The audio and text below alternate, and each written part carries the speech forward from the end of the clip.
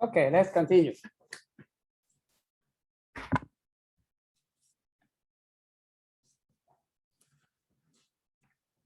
Well, last week in the introduction, we mentioned that the study of the city is in fact multidisciplinary, because many social sciences discipline will have a branch in the study of the city. So in fact, in this course, we will also attempt to introduce the city from various angles, and we benefit from the study of some specific discipline. So today, we will introduce what we call the social landscape of the city. It's basically knowledge that are generated in urban sociology.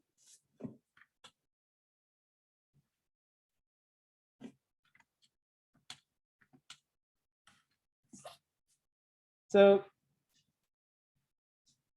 we'll give you a very brief introduction about various academic tradition in study the city. There are in fact two very traditional tradition that we can trace those study in Europe, from Europe, and also those from North America. We mean North America is basically the United States. And later on, we'll mention about some newer, what we call a critical angle in looking at the urban landscape of the city, the critical urban sociology.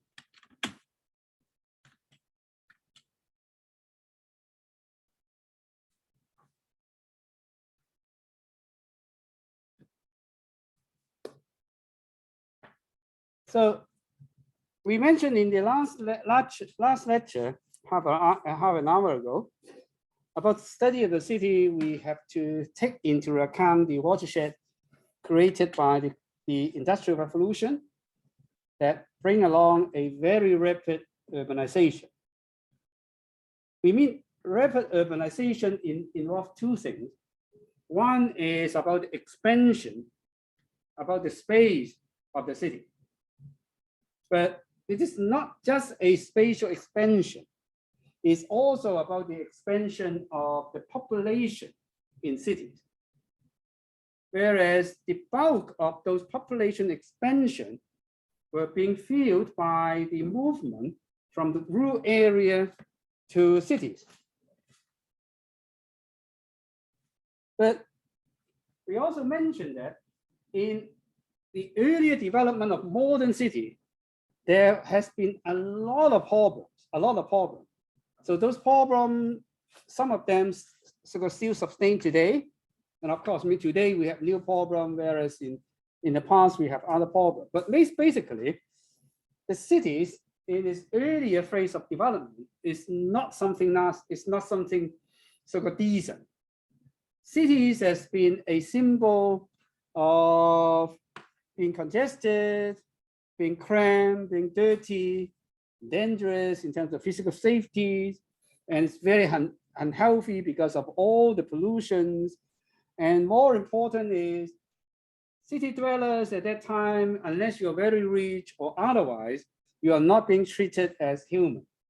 So we have the very inhuman working conditions, very low pays, and very unhealthy living condition. But in this aspect, in fact, because of the intellectual tradition, the concern of European scholars on the study of the city has been very different from the concern of the United States. But the European tradition can be traced back all the way to the sort of Middle Age, so the intellectual tradition, which are something we would say that more philosophical or normative. Whereas in the United States, they open up a new direction in studying the city, something that they concern more about the concrete social problem, as well as in terms of methodology, they rely less on philosophical discourse, but more on the discussion on evidence. And this has something to do with the trajectory of the development of the city. Because in Europe, most of the city expansion has been fueled by internal migration. I mean, internal migration within Europe, of course, it can be across country, but more often it's just the migration between different parts of the same country. Although this has to be sort of qualified because of the rise of the sort of nation state in Europe in the late 19th century and early 20th century, that new countries have been born, and some smaller country have been united into a bigger country. So what we mean by internal migration have to put this into context. But usually, the migration, regardless is it within or across countries, the distance of migration is relatively small. It's relatively small. Because of that, they can have some kind of continuation of culture, of language, and also of lifestyle.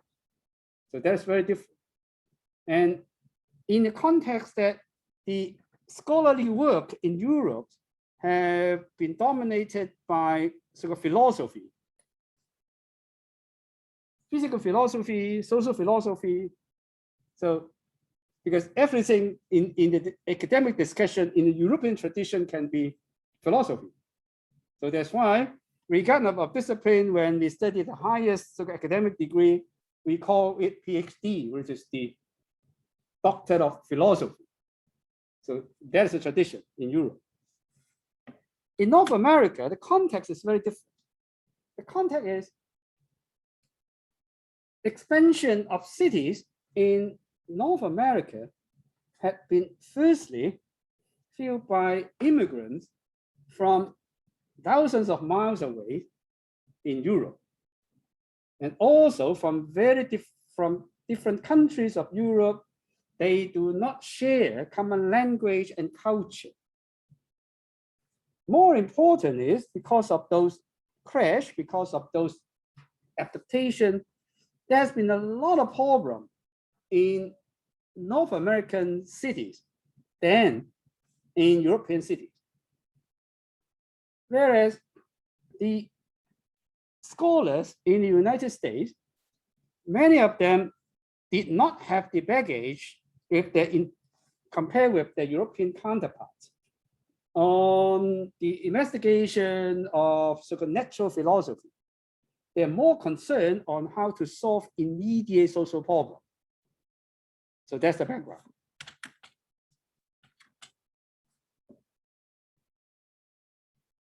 So that is what describes the development of the city 150 years ago and even now.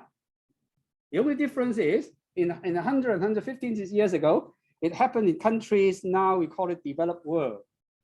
Whereas those problems in cities occur mostly now in the developing world. But the problem of the cities, in fact, remain more or less the same.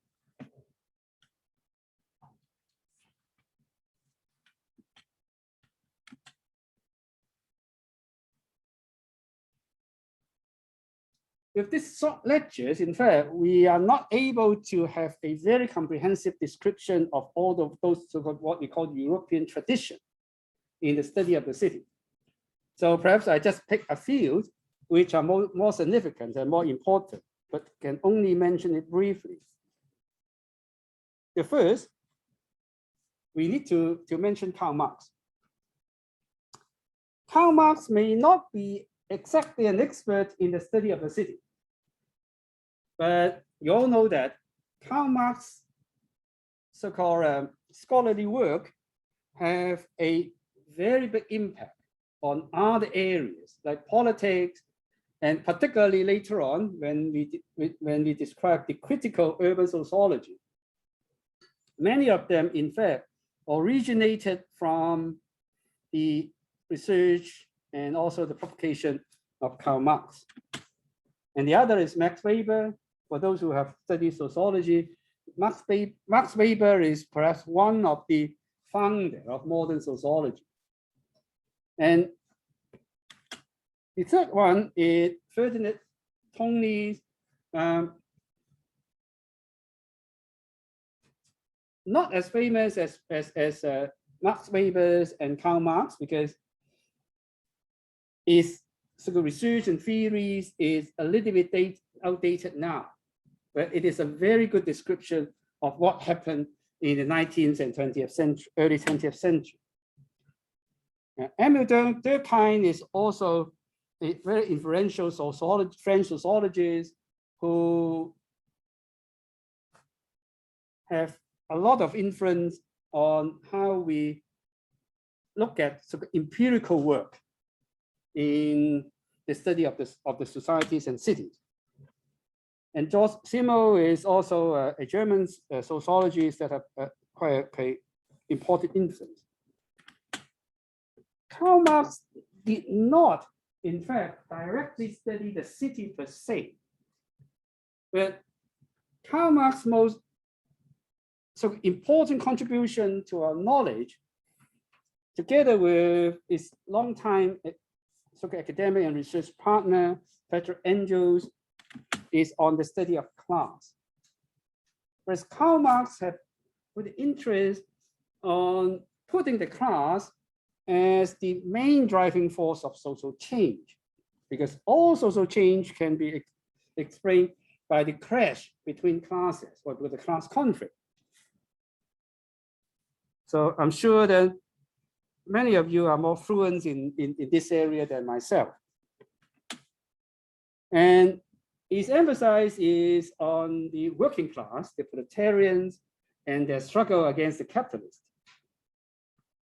Although all his so-called research and all the theories doesn't mention about the city explicitly, but in fact, the cities is the most important venue and container of all the theory of Marx. If not all, it's most of the theories of Marx, because Marx also will describe what happened in the pre-industrial societies.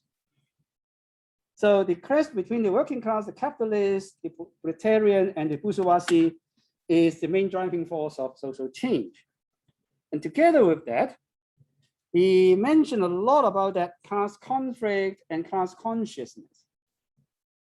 And this class, in fact, all happened in industrial cities. So he also mentioned about the most production, and the relation of the production is also a very powerful theoretical basis in a study of the economic and social and political activities in cities. So despite Marx have seldom studied the city per se, but the cities is an important venue for his work, particularly when we go into problem of the cities in the form of urban unrest, consultations, and conflicts. And Marx's contribution can be second to none. The second one is Max Weber. Of course, those who have read Max Weber knows him that his work is most outstanding in his conceptualization about bureaucracy and the work of bureaucracy that pushing the development of the modern political state. And he also explained the rise of capitalism and what we call the Protestant ethics. Max Weber, in fact, surprisingly, also have written something on city, what he called the urban community. And it described some form of ideal type of community that will make people's life better, have a better life, and also compare with the community in the rural area is at least comparable. But he also mentioned a lot about the fortification of the community that would so-called induce some kind of protection, and also describe so-called market in the city. And a city can best be organized if people are being organized in the form of associations, but not as an individuals that exposed to all kinds of exploitation.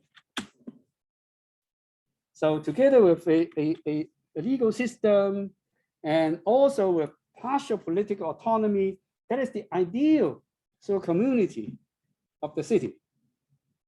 So in fact, this can be connected to the semi-independent state in the Renaissance eras of Venice and with Florence. So it's putting cities in the context of a bigger nation state, which have some kind of independence, some kind of autonomy, so that the size of population a city can control and govern is more manageable.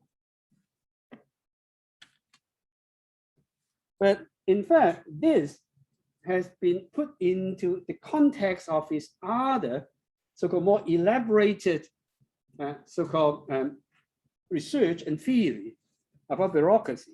Because what kind of bureaucracy in cities is best for people and also best for the development of the city? And what kind of rationality it is? Because Max Weber mentioned a lot about that rationality in the study of the bureaucracy, and also in relation to the rise of capitalism. Why capitalism have this kind of rationality?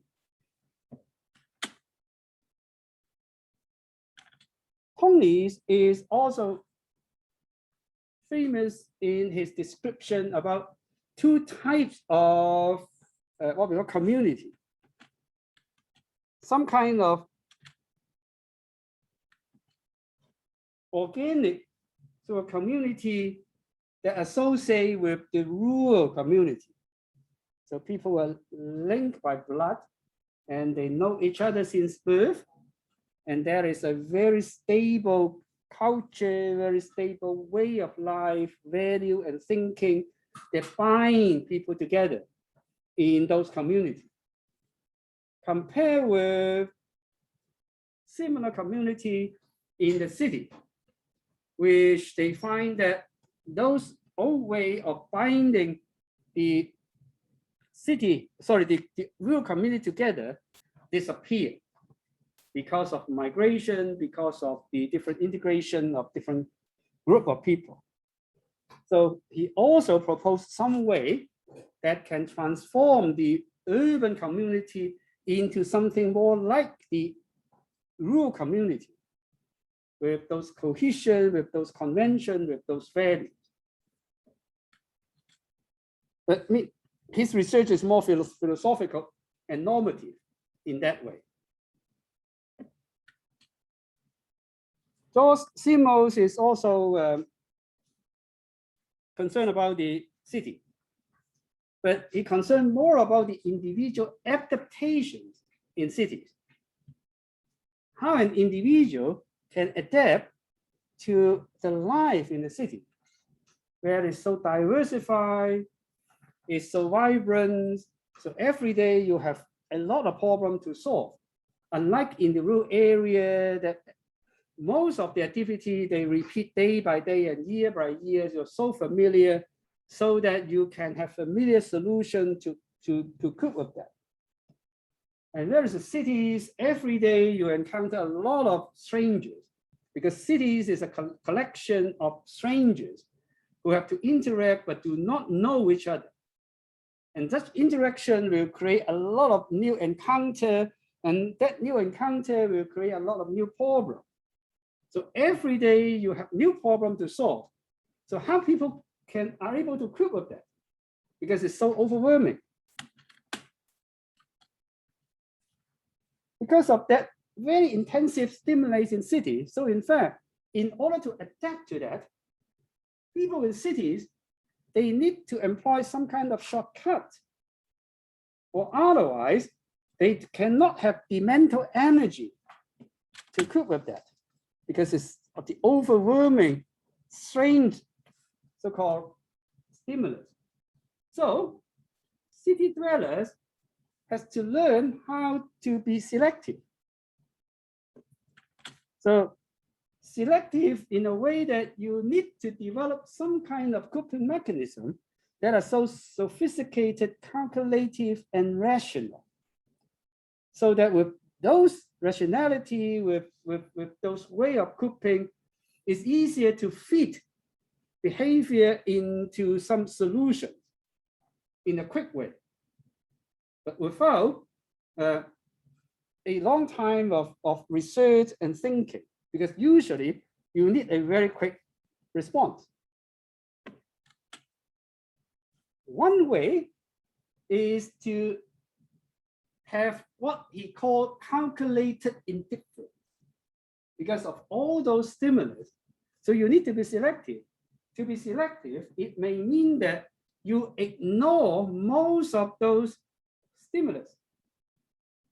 So you have to learn to be indifferent, not interested in most of the things that happen around you. Take, for example, in a busy street, somebody falls to the ground. It's none of my concern. I cannot cope with that, because every other day I may encounter such incidents.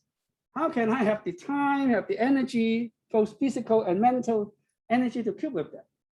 So in order to adapt, I ignore that. So that's what most of the city dweller, like you and me, have well understood. So this kind of what we call collective indifference.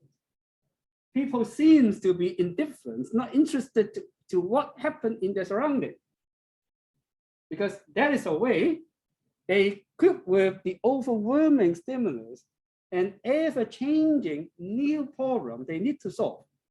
So they cannot solve all, so they select some which they, according to their calculation and rationality, are more important than the others. So if those people who fell down on the street are somebody I know, I will pay attention. But if not, it's a stranger, it's none of my business.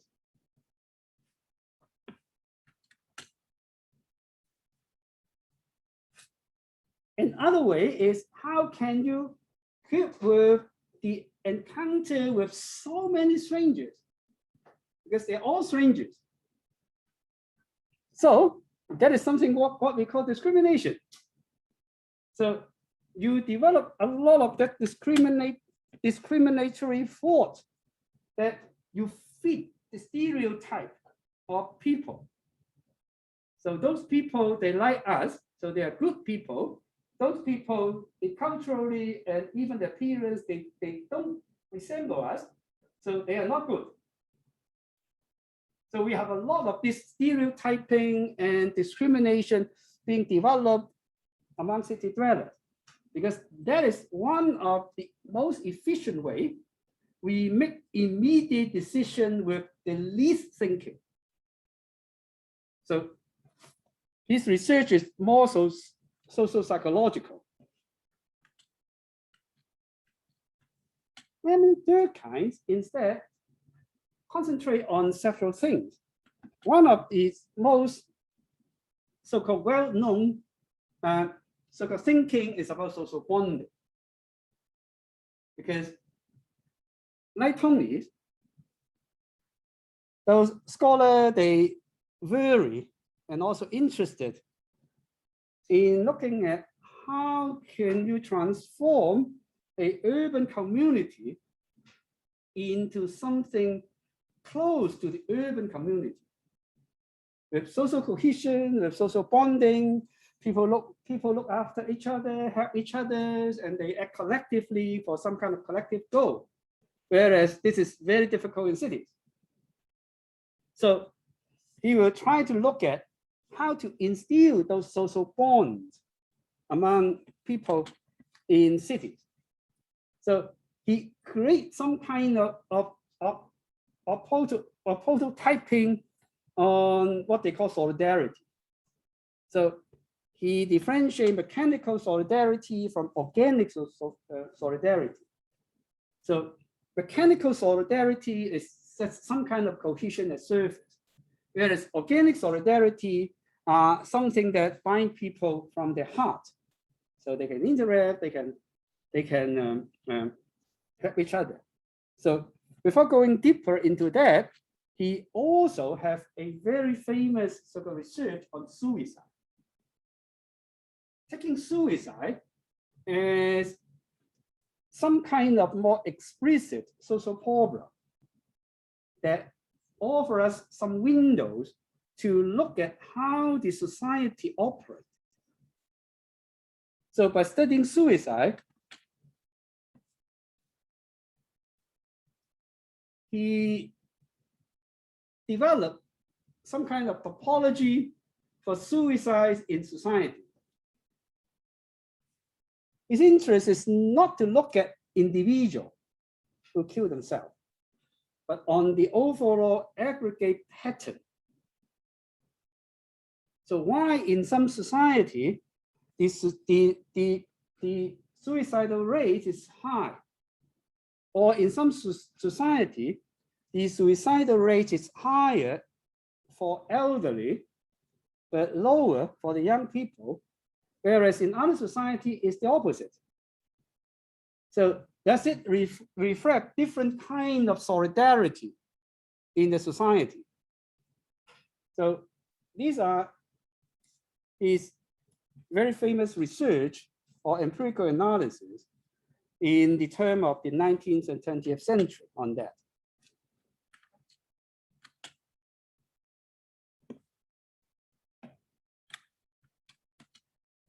So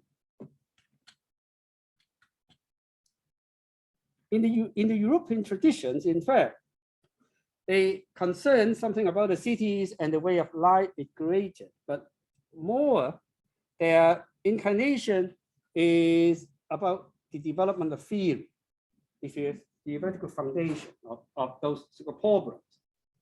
So we'll take, for example, Emil Durkheim relate or explain suicidal rate with different form of solidarity within the society. But the general direction is trying to so-called perceive city as some kind of threat. Because of its tradition contrast to the rural so-called community, that many of them still have their childhood memories, so that they will try to contrast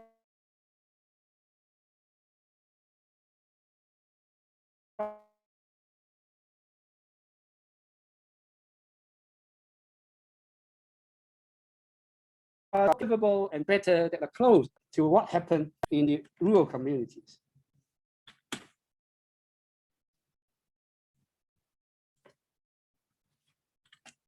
The North American tradition is very different. Although the development of the study of the society take shape a little bit so-called later than Europe. But you may say that the academic study of the society from the North American tradition moved much faster than those in Europe in a certain direction. So in North America, they are more pragmatic, they study something concrete, and they tend to generate some kind of solution for the social problem. Whereas the European tradition, they they have been taking the city as threat, so that they are more interested in the underlying sort of theory of theoretic underpinning of the development of the city, whereas they concern more about philosophy and also about some kind of more normative values in the creation and development of the city. So several prominent figures have been frequently mentioned in the study of the city from a North American tradition.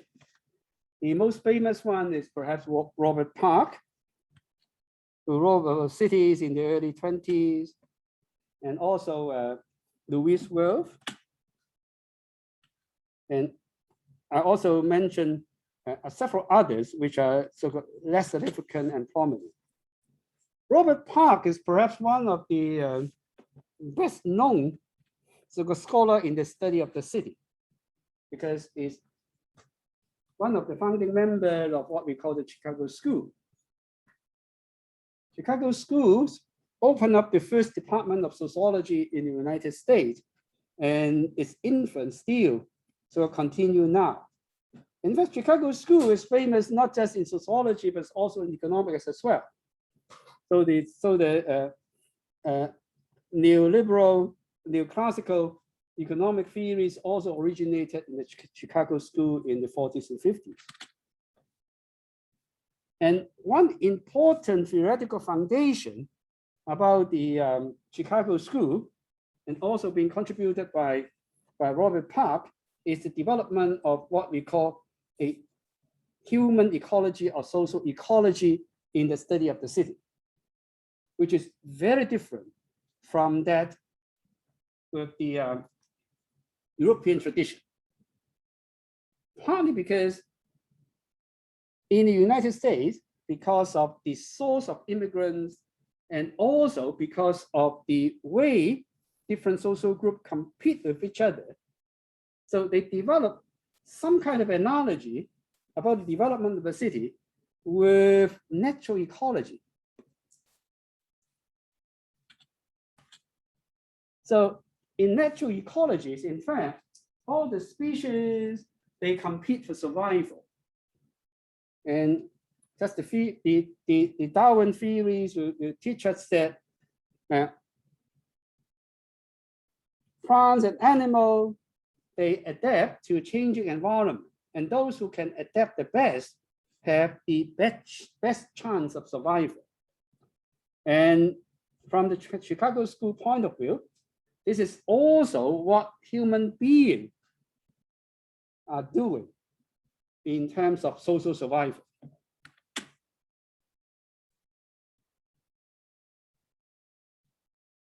So human beings, when they survive, they have to compete. But they also have to cooperate. So underlying the competition, adaptation, and cooperation are those cultural, symbolic, and psychological attributes. Particularly in the context of the United States, when you have immigrants from different countries, different culture, and speaking different language, and these become the basis of identification and also source of cooperation. So people with from the same country, speak the same language, they cooperate and compete with other groups which are different from them. But individuals also have to compete against each other within the group. So this forms the basis of explanation in cities. So cities will be a venue of those competition in setting up the commercial structure and the marketplace because of the competition for economic activities. And it's also cities as a complex and formal social structure will set up the context of those so-called competition and survival.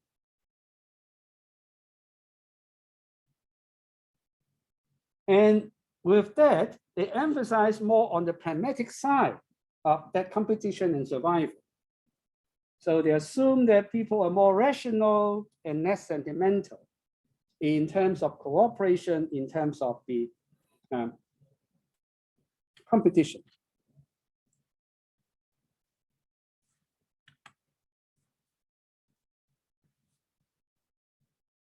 Just like natural ecology, Robert Park will describe its cities as something that are engaging in what they call the unstable equilibrium. So when people settle down, when the cities settle, it tends to be in some kind of equilibrium, in a stable state. Or otherwise, the system cannot sustain, it cannot operate. But this stability is only temporary, because just like the natural ecological system, change in the environment will disturb this unstable equilibrium, so that you need to adapt. And that equilibrium, not only is it unstable, it's also dynamic. So the environment will change that will affect the equilibrium. People involved in the system will also change the equilibrium as a result of competition.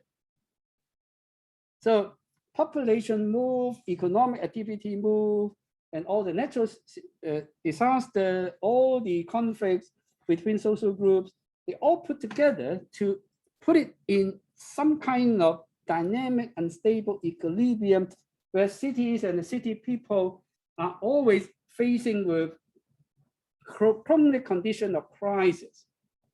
So in fact, social problem would never go away in cities because of that competition and because of that ecological environment.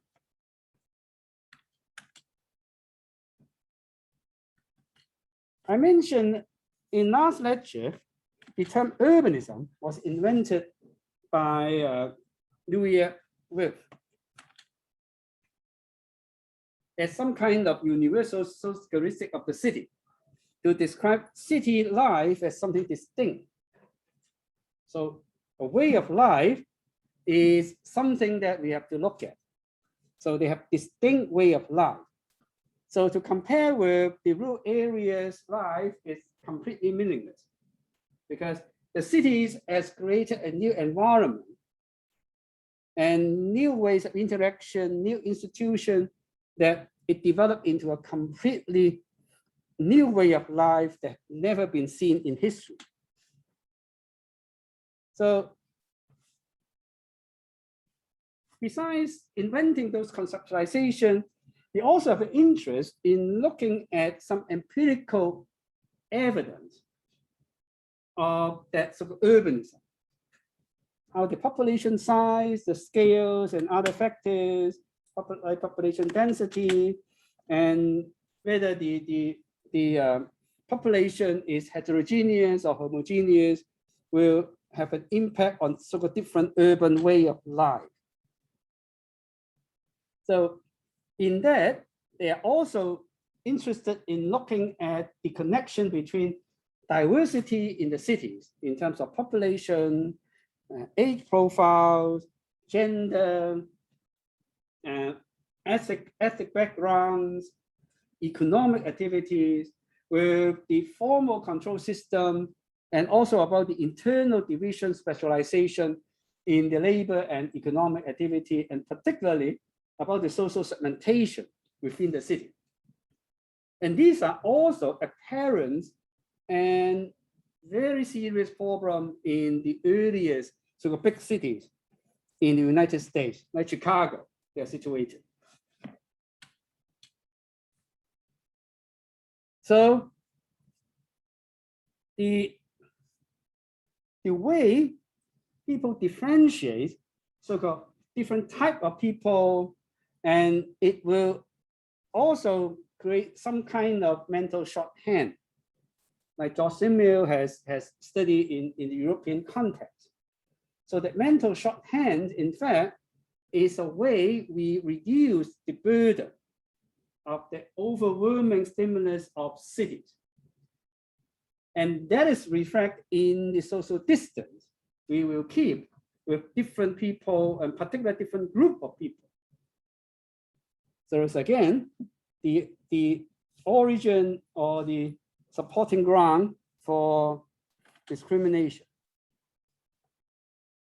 But one thing that the heterogeneity has contributed to the creation of the urban way of life is we have a new division of so-called social position. In the old culture, in the old society, the division of social position of different people may have a long history and may be inherited. Just like what we call the caste system in India. So in other countries, this kind of division also exists, but maybe in a different form or to a different extent. Whereas in city, because of that reorganization of the class structure, economic activities, particularly in the United States, because they are people who move to a completely different country over a very big distance, which they have no contact before. So the legacy of those class system or the old way of social division all vanish. So they start from scratch. So that's why in the United States, social mobility is much so-called widened and also much more popular than other European countries. But one way you cope with that huge heterogeneity of the society, just like Simo of that sort of disregarding or selective attention about how we cope with social interaction and relations. An urban way of life is to be personified. What happened around? So there is a popular saying, in fact, also in all the soap opera and whatsoever, that don't take it so personal. So when you depersonate those so-called interaction, is a way you can reduce your emotional burden on that. So don't take it serious, don't take it so personal, because there is something that based on a different so-called rationality. So it's not the emotional, it's not the personal. You just treat human beings as objects, and then you will be better off in terms of dealing with this interaction.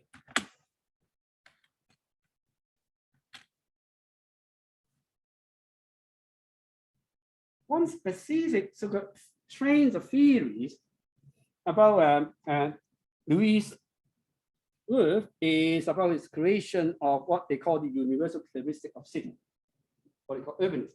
So urbanism is a way of life that are common to all cities, and that have been under so-called critique for more recent so-called research, because there is also a general critique of the Chicago School. And although the Chicago School have mentioned very distinct characteristic of the city, but it may not be able to generalize, even in the context of the United States, because the Chicago School has paid too much emphasis on the city of Chicago or similar big cities like New York, Philadelphia. But in fact, the majority of people in the United States at that time either live in the countryside or they live in very small cities. And those cities, they may not have that problem that Chicago, New York, or Philadelphia has. And more important is, many United States or American so-called cities, they are very homogeneous. So they do not have that heterogeneity compared to New York or Chicago. So in fact, in the research, in fact, we still can identify a lot of ethnic villages, even within cities. So a few years ago, when I traveled in New York City, in fact, I was brought to a district, whereas I thought it's a movie venue, because all people in the street, they wear some costumes that only found in some kind of very old Jewish families. So it's everywhere, everywhere. Hundreds of people wearing that very big hat and in a suit that people were only dressed in the 19th century. And all the girls and women, they wore long gowns, white. And I'm not quite sure whether you know the Jewish tradition about debating with each other. So in cafes, in fact, they're debating each other around Bible. So in fact, this kind of lifestyles have been kept for a few hundred years in those districts. So there are a lot of those ethnic districts.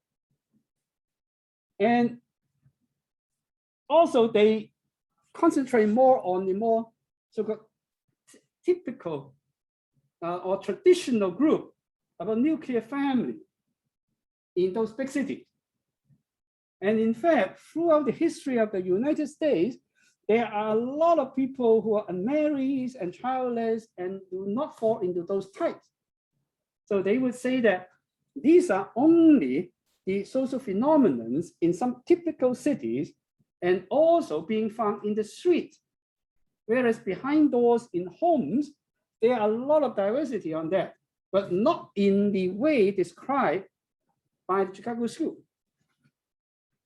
And more important is, there are a lot of people from cultural heritage in Europe, which are being deprived and being trapped, including those so-called descendants of slaves that have been imported from Africa.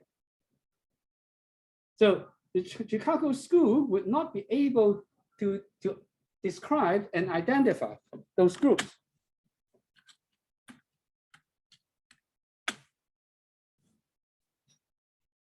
And the other critique is also about subculture and also about the form of cohesive group that extensively exists in some cities in the United States. But other groups, in fact, they are more advanced in terms of the urban lifestyles than what the Chicago School has described.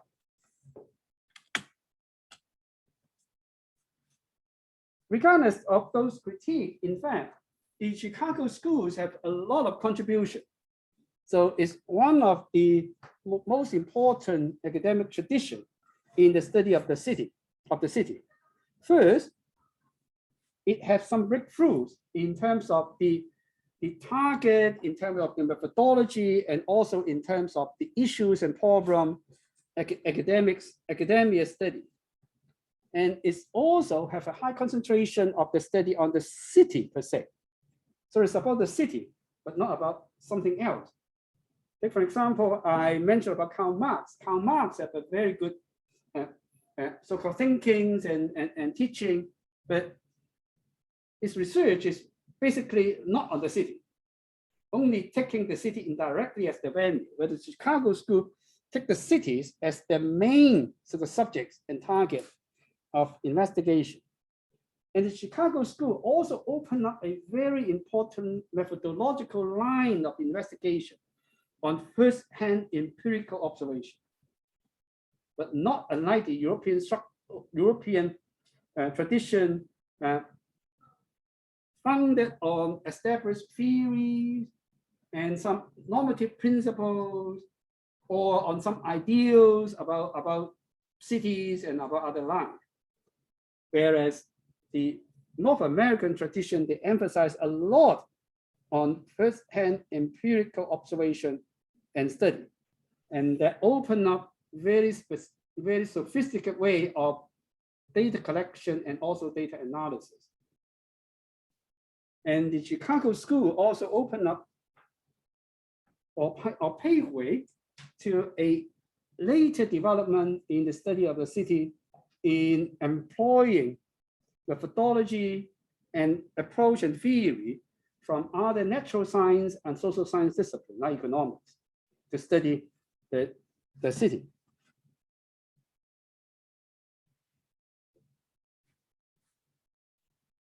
And they also look at those problems of the city, not from a moral circumstance.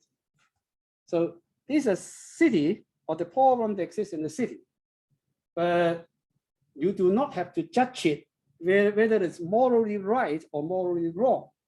It's just a phenomenon. So it relates to, I just mentioned about the personification of social issues. So don't take it serious as something personal. So you are not being trusted with the responsibility to solve it personally. You only need to study that and think about solutions. And because in between, in sociology and other social sciences discipline, there has been a heated discussion on whether a researcher should be value-free. So you shouldn't impose value on that.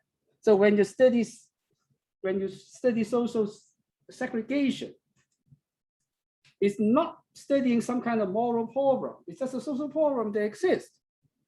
So you cannot judge whether segregation is good or segregation is bad. You only need to collect empirical data, find its cause, and also if you want to move to another stage of those interaction and encounter, what kind of method you can use to change that. So there's no moral judgment on that. And Chicago School also opened up an area, what they call the study of open social space. Of course, I mean, this is controversial, whether there is something public and private. Whereas the Chicago School would advocate to study more on the public life of people, the street life of people, and less concern on the private life. Whereas in the European tradition, they will look at more, not more, but equally emphasize on the private life, because that is why you look at how people think. When you have all the so-called social cohesion, the bonding, you are looking at how people think. That is private. And also you have to look at family interaction. I mean, this kind of interaction that are supposedly private. Whereas in the North American tradition, they pay less emphasis on that. So what you can see on the street are all you have to say. And because of that diversity in cultural heritage and cultural background, they tend to put cultural factors less important, because that is also an analogy with the study in natural science, because theories in natural science would have nothing to do with culture and language, because they also think that social phenomenon should approach in those directions. And that is also something that they want to use to mediate social expectation. Because social expectation have to be shaped by evidence, but not more by just expectation and anticipation.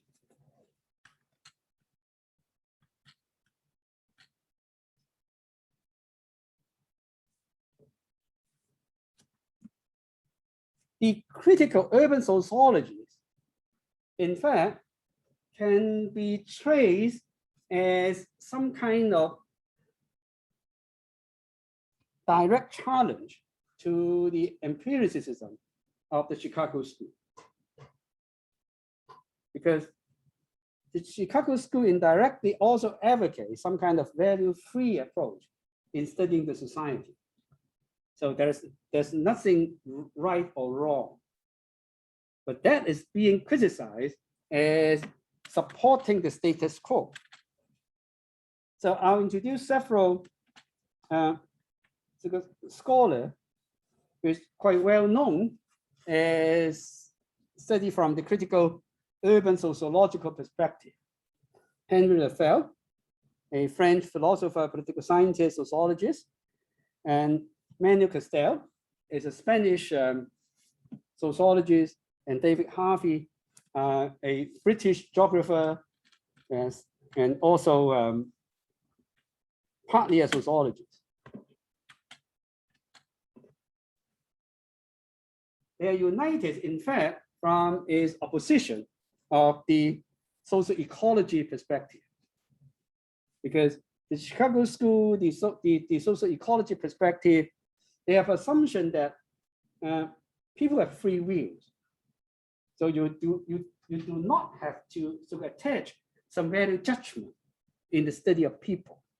People are free and they have relative autonomy, so they can decide what they do in terms of cooperation, in terms of competition, and also they are rational because they want to survive.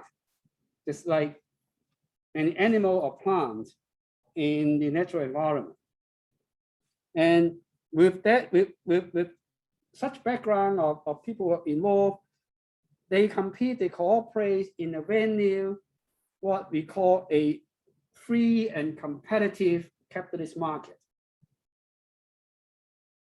So all so familiar, because they have been expanded and followed to other social areas as well. It's what we call the neoclassic economist perspective. But for the critical sociologists and geographers, they will take the free market as a myth. Because the seemingly free market, in fact, have been circumscribed by some invisible political power. Its setup, its operations are being controlled by those who hold the power, of course, in a subtle and indirect way. So it is not like the social ecologist has described a natural process. It's nothing natural because the environment itself is already inbuilt a lot of power imbalance. And the economic and political institutional setup has already embedded how you can exercise, quote unquote, your free will and independent action. So that's what they create. So with that, in fact, they have a close lineage with the Marxist tradition about class division, class conflicts being the underlying driving force of social change. So Henry Lefebvre was one of the outstanding figures who have a lot of the thinking being formulated in the 60s. But unfortunately, because of he wrote in French, so it's not until the early 90s did his theories sort of spread to the English-speaking world. After the first translation of his book in the early 90s. So like Karl Marx, he emphasized on what they call the economic foundation of the society. Whereas in the Marxist eras in the 19th century, it's the capitalist and the capitalist mode of production that dominate and also circumscribe what the social interaction within the society between different classes. Whereas for Lefebvre, there's a further development the primary circuit of that economic activity is still the industry and ordinary economic activity. But on top of that, there is a secondary circuit of circulation of capital through the land and real estate market. It's also familiar. So now we understand more about what he was talking about the land and real estate market driving economic development. Because of the involvement of land and real estate in the secondary circuit of the economic infrastructure that support or drive the social structure, so land and real estate inevitably involve space, the consumption of space. So space will become an inevitable and important component of the social organization. But space, in the eye of Lafleur, is not just the physical space. It's about the abstract space that have been created as long, and also the social space that have been created. We have a more elaboration when we talk about the spatial configuration of the city. It's basically the Henry Lafleur's spatial triad. And the role of government is not at all neutral and independent. So, like what Marx described in the class society, the government is not independent, but they are the agents of the capitalist class. So, modern government is also the agent of both the primary circuit and particularly the secondary circuit. Those developers and those who manipulate land.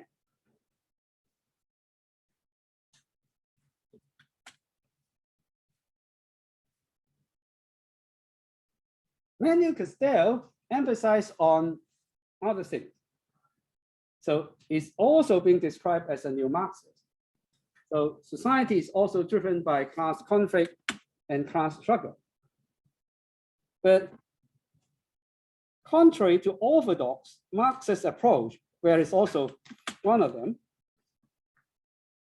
we see the cities as the site of the capitalist reproduction of labor power. Marx mentioned a lot about why the state has to treat the working class much better than before. We compare with the 18th century, 20th centuries, capitalists treat the working class much better because they need to reproduce labor force in order to sustain the capitalist mode of production. But without the improvement, the working class, perhaps they may die, or they're unhealthy, or they do not possess the knowledge that modern capitalist activity needs. So that's why the capitalists have to treat the working class much better than before. So that's what we call the theory of reproduction of labor force. But after the Second World War, in fact, the state, the government, used a very different way in those reproduction of labor force through the provision of extensive welfare, what they call welfare capitalism. And so now the center of contestation and conflict have moved from the capitalist economic activity, whereas before the Second World War in the 19th century, the worker have to directly involve in strike in order to resist the exploitation of the capitalist class. Whereas under welfare capitalism, the focus have changed to what we call collective consumption. So those consumption that are essential to reproduce the labor force, but are collectively provided by the state in terms of welfare. So working class now organize themselves to fight in those areas. So the city is the venue and also the center of those struggles, because most of those collective consumption have been concentrated in cities. In Hong Kong is perhaps one such example. People are extremely dissatisfied with housing. And half of our housing is provided by the government in the form of welfare. So it's a form of collective consumption. So if we can see there's an exploitation, and we need to concentrate our struggle in the form of getting the government to build more public housing. Because why we have so high house price? Because of the manipulation of the developer in pushing up the land price and also consequentially the house price that most people cannot afford. So similar line of analysis may also apply to cities in mainland China, whereas the collusion of the local government with the developer, they push up house price beyond the affordability of most people, or otherwise it doesn't make sense. If house price, like ordinary commodity, is decided by supply and demand, and that will have some equilibrium. But because land and real estate in many cities, and Hong Kong, mainland Chinese cities are the most special because all the supply of land and indirectly housing is controlled by the state. So even if it is produced in the private sector, it's also a variation of the collective consumption because of the land.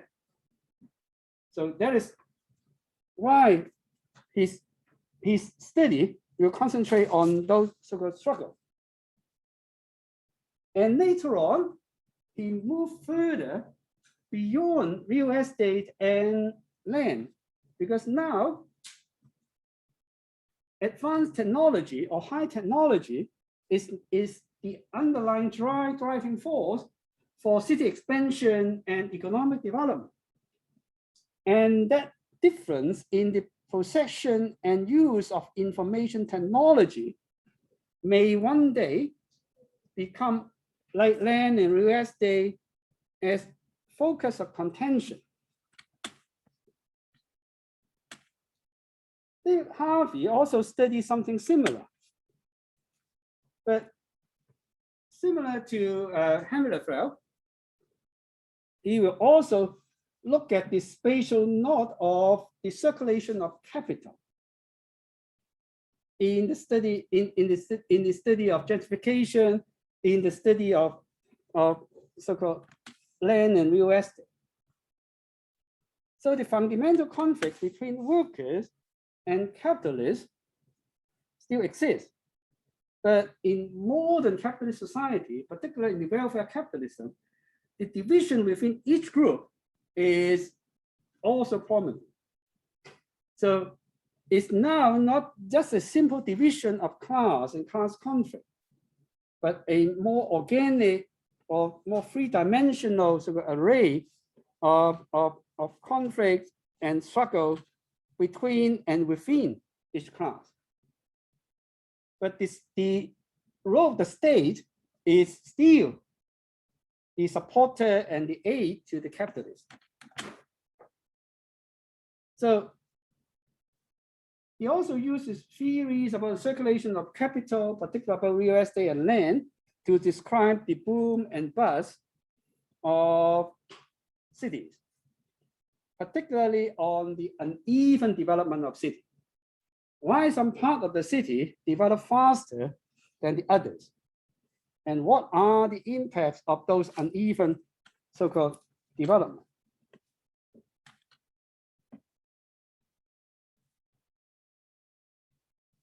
So there's abstract from one of his publication on spaces of capital.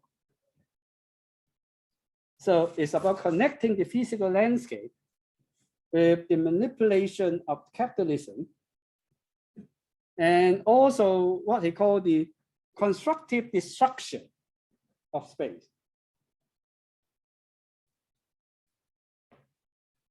and how the capitalist world create periodical crisis in order to benefit.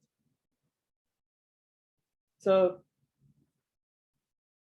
during and after each economic crisis, there are people who gain and people who lose. So that is an essential instrument to exploit the remaining sort of value of ordinary people, the working class. So a very short summary, I introduced how the sort of early research in urban sociology in researching the cities. And this can be sort of divided into sort of two main sort of traditions. One is European and the other is North American from the United States. Whereas the European tradition, they are more theory-laden, but in the North American tradition, it's more empirical, what we call the empiricism. And urban ecology, sociology is one of the earliest and perhaps also one of the most influential sort of strains of theoretical investigation on that. First, for the European tradition, it based not just on theory, but also on some kind of cultural aspect of the development of the city. The United States, its background is about long distance migration from various culture and country, whereas in Europe, it's relatively stable. And even if they have migration, the migration are relatively short distance, and people with diversified group may not mix that sort of that well in European city. But of course, it doesn't apply to the situation nowadays because of international migration, both to North America and also to European city, particularly about recent year of the refugee crisis. So lastly, I also introduced a critical school in urban sociology in challenging the more traditional value-free empirical study of the Chicago school, but they also challenge about the authority, seeing the state as the source of the problem, but not the solution for the problem. And they may not work intensely on finding sort of new empirical sort of study, but they tend to offer new interpretation of social reality from a more conceptual and more theoretical angle. And some of them we will elaborate further in subsequent lecture. So before we end, let me remind you several things. First, about the assignment. It's due tonight. And the other is next week. We have half the section devoted to paper discussion. So read the paper D01, but not the associated so-called paper. You may have to read it. You may have to read it later when you write the critique. But for the sake of discussion, we only need that particular paper, one paper, D01. I can't remember the name, but that's the paper. So if you have difficulty downloading the paper, do tell me. And the paper is not easy.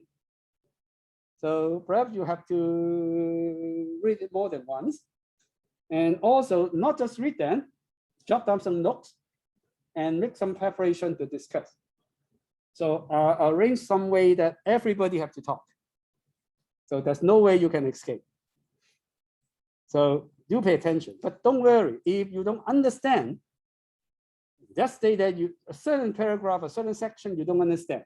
Or perhaps some people have a better understanding of that, and you can exchange.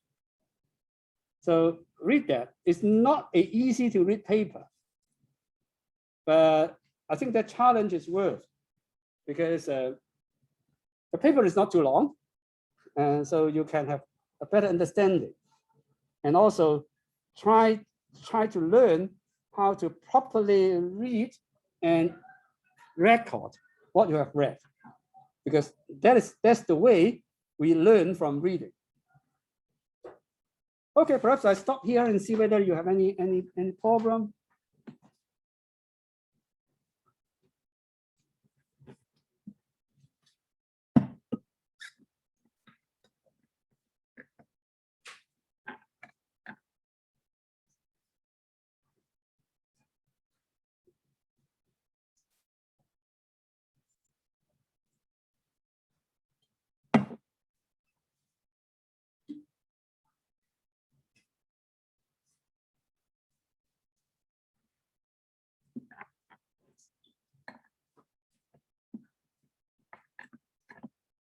Okay, don't worry, because this session and the last is more introductory, and also it's a little bit abstract.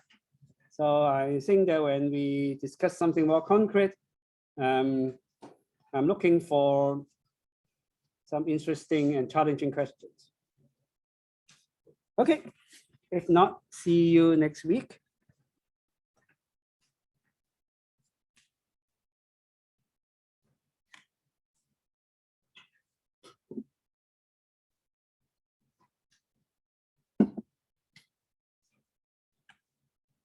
Is it most of you do not have the plan to go back home for New Year? Because it's so difficult. So now you have no choice.